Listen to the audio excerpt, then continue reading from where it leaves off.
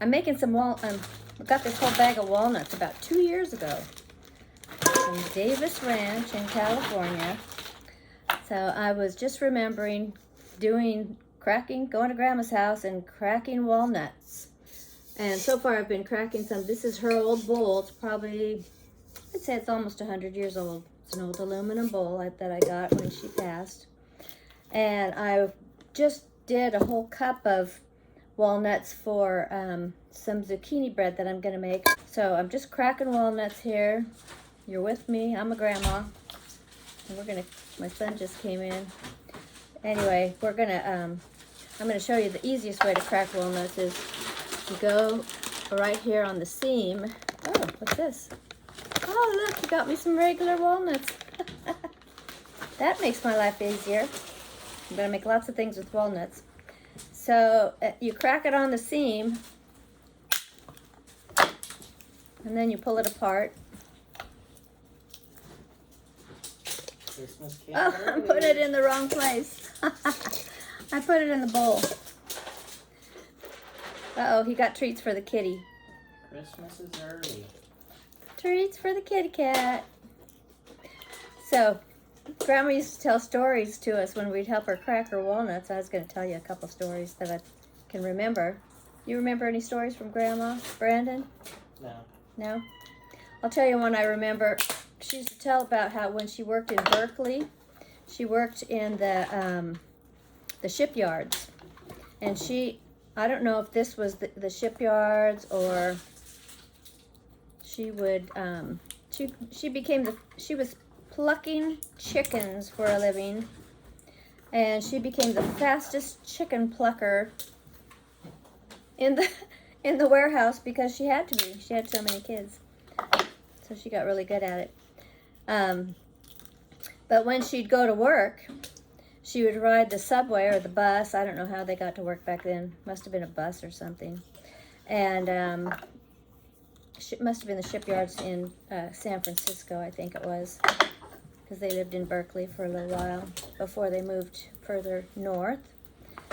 And she would carry her purse on the train or the bus, and she'd keep a brick inside her purse. So if anybody tried to mug her, she'd wham them across the head with her purse.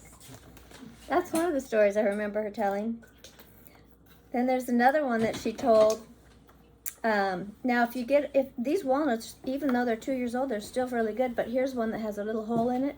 I've been kind of leery. Fran, keep the light on for me.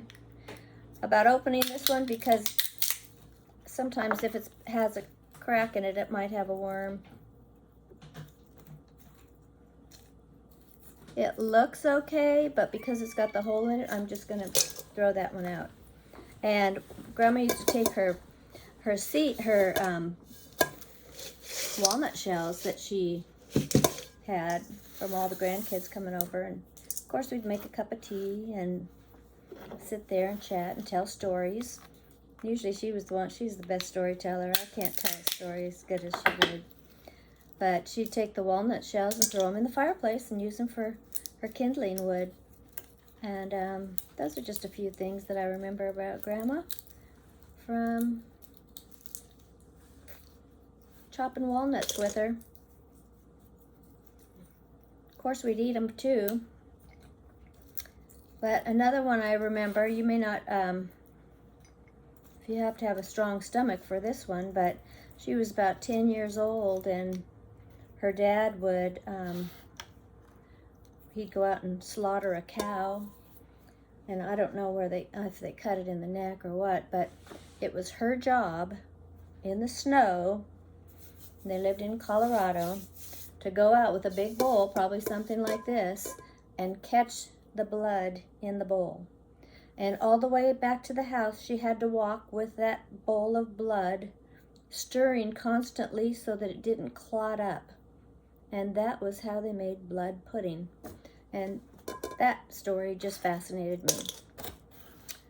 So I don't remember a whole lot of her stories, but I have cousins that just probably have memories of going to Grandma's. And my grandfather,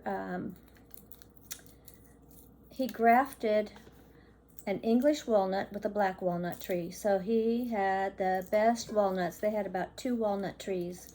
So we always had walnuts every year for Christmas and for the holidays. And they would make, they belonged to the Grange, and they would make up the stockings with the walnuts and the apples and oranges and even almonds, because there was a lot of my relatives that worked for the almond growers in California. And these stockings were for the children that would come to the parties and to hand out at Christmas to the children. And of course they had some candy canes in there too, but it was a pretty healthy treat for kids. Probably better than they get nowadays, but don't want to go there.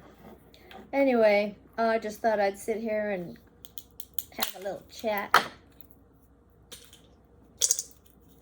Hope I can chat and get my walnuts in the right spot.